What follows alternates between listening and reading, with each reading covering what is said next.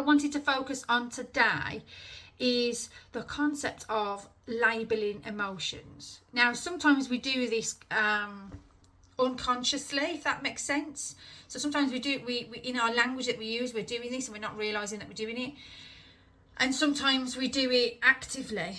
And so it's really important that we shift away from labeling emotions as good and bad.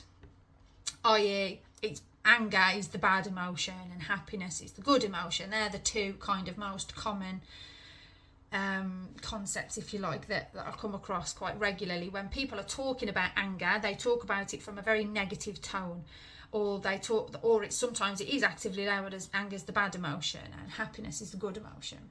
It's really, really not helpful, because actually it's okay to get angry. Anger is a natural emotion that we all feel, and it's okay to be angry. How we process that anger, how that anger comes with kind of behavioural responses and things like that, that sometimes is where the shift, or there needs to be a focus. But anger itself as a raw emotion is not a bad emotion. It's okay to be angry. So my 4-year-old sometimes gets angry. Of course she does. And I will very much encourage her to come and talk to Mummy about it.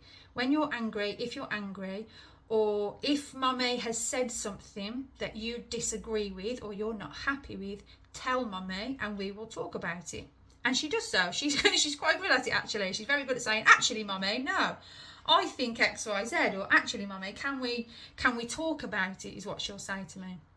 Or she'll say, Mummy, I feel angry and I want to talk about it. That's really, really good, because anger is not a bad emotion. It's not a negative emotion. It's okay to get angry. It's not okay to get angry and smash up a classroom, granted, but anger as the raw and core emotion is okay.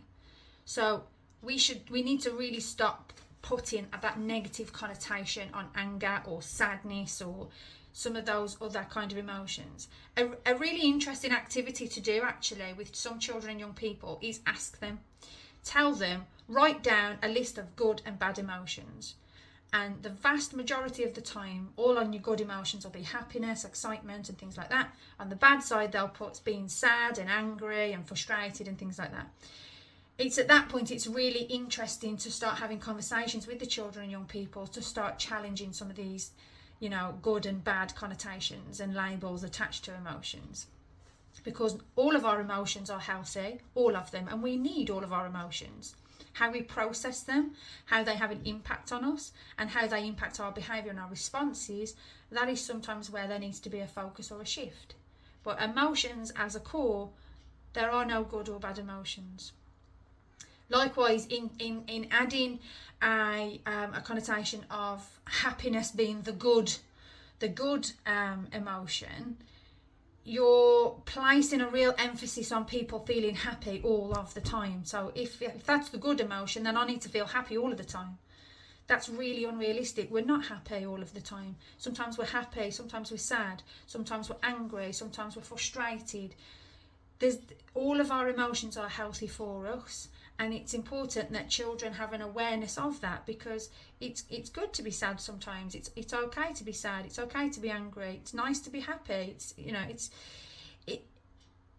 All of our emotions have a purpose for us as individuals and as people, and so it's really important we place that emphasis and understanding with children and young people, and as adults really, that it's okay to feel all of these emotions. None of them are good, none of them are bad. They are all just emotions that we feel as people.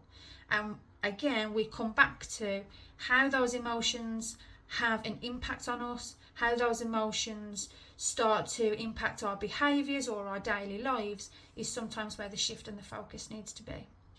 So take the time to pause and reflect on that. Take the time to think about the language that you're using, or how you communicate when you're talking about different emotions. have these conversations with your children and young people and start to really shift their understanding and their focus as well. It's massively impactful and it'll be massively beneficial for not just your children and young people, but for your adults as staff in the school, but also for that whole school community as a culture and an ethos as well.